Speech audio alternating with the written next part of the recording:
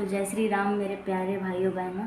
तो कल हम सुंदरकांड का 2 दोहा पढ़े थे और इस छंद के बाद हम वीडियो की समाप्ति किए थे। तो आज हम ये सुंदरकांड की तीसरी दोहा से इस वीडियो को प्रारंभ करेंगे और आप सुंदरकांड की चौपाइयाँ और अर्थ सुनते हुए वीडियो को खूब सारा सपोर्ट करिए।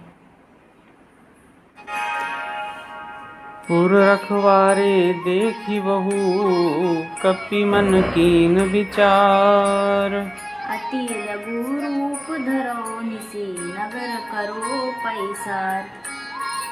मसक समान रूप कपि धरी लंकहि चल्यो सुमिर नर हरि।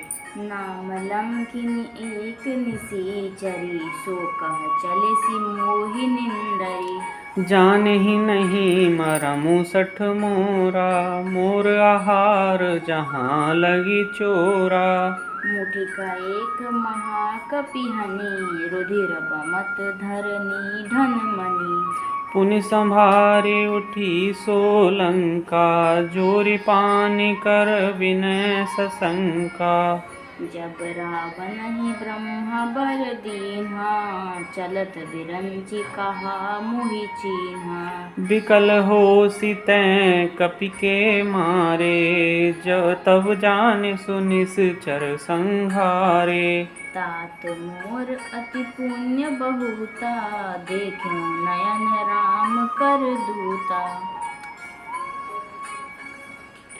तात स्वर्ग अपवर्ग सुख धरिये तुलाइक अंग। तूलन ताहि सकल मिली जो सुख लो सतसंग। सियावर राम राम राम बोलो प्रभु श्री राम राम राम। तो आइए अब इसका अर्थ जान लेते हैं। नगर के बहुसंख्यक रखवालों को देखकर हनुमान जी ने मन में विचार किया कि अत्यंत छोटा रूप धरूं और रात के समय नगर में प्रवेश करूं। हनुमान जी मच्छर के समान छोटा सा रूप धारण कर नर रूप से लीला करने वाले भगवान श्री रामचंद्र जी का स्मरण करके लंका चले। लंका के द्वार पर लंकनी नाम की एक राक्षसी रहती थी। वह बोली मेरा निरादर करके बिना मुझसे पूछे कहाँ चला जा रहा है। हे मूर्ख, तूने मेरा भेद नहीं जाना। जहाँ तक जितने चोर हैं वो सब मेरे आहार हैं। महाकपि हनुमान जी ने उसे एक घूसा मारा जिससे वो खून की उल्टी करती हुई पृथ्वी पर लुढ़क पड़ी। वह लंकिनी फिर अपने को संभाल कर उठी और डर के मारे हाथ जोड़कर विनती करने लगी। वह बोली, रावण को ब्रह्मा जी ने वर दिया था, तब चलते समय उन्होंने मुझे राक्षसों की विनाश की यह पहचान बता दी थी कि जब तू बंदर के मारने से व्याकुल हो जाए तब तू राक्षसों का संहार हुआ जान लेना। हे तात, मेरे बड़े पुण्य हैं जो मैं श्री रामचंद्र जी के दूत को नेत्रों से देख पाई। हे तात, स्वर्ग और मोक्ष के सब सुखों को तराजू के एक पलड़े में रखा जाए तो भी वे सब मिलकर दूसरे पलड़े पर रखे हुए उस सुख के बराबर नहीं हो सकते जो लौ क्षण मात्र के सत्संग से होता है। तो आइए अब इस दोहे के आगे वाली चौपाई से हम इसको फिर से ये चौपाई गाते हैं और आप सुनिए। प्रविशि नगर की जय सब काजा हृदय राखी कौशलपुर राजा। गरल सुधारि पुकरहि मिताई गोपद सिंधु अनल सितलाई। गरुड़ सुमेरु रेणु समताही राम कृपा करि चीत बजाही। अति लघु रूप धरऊ हनुमाना पैठा नगर सुमिर भगवाना। मंदिर मंदिर प्रति करी शोधा देखे जहाँ तहाँ अगणित जोधा। गयो दशानन मंदिर माही अति विचित्र कही जात सुनाही।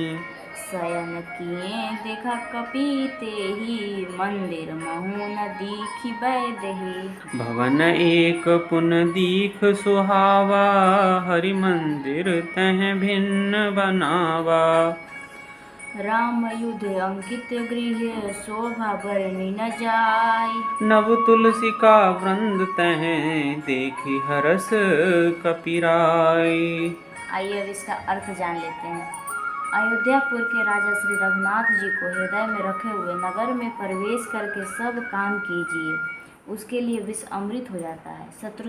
शत्रु मित्रता करने लगते हैं, समुद्र गाय के खुर के बराबर हो जाता है, अग्नि में शीतलता आ जाती है, और हे गरुड़ जी, सुमेरु पर्वत उसके लिए रज के समान हो जाता है।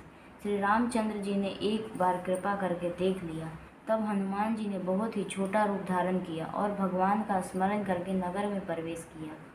उन्होंने प्रत्येक महल की खोज की, जहाँ तहाँ असंख्य योद्धा देखे, फिर वे रावण के महल में गए। वह अत्यंत विचित्र था, जिसका वर्णन नहीं हो सका।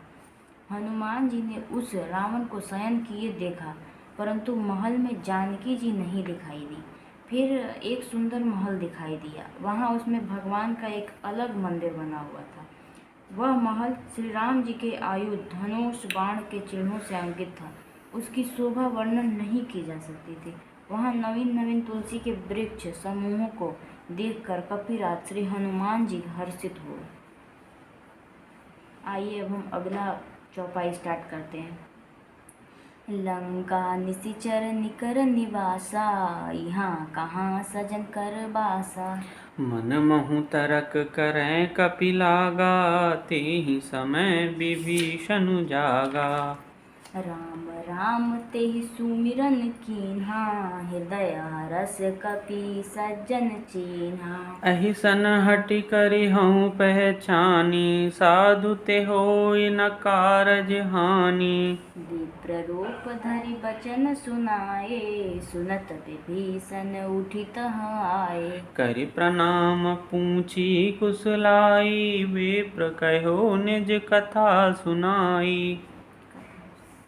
कि तुम हरिदासन मह कोई, मोर हृदय प्रीति अति होई।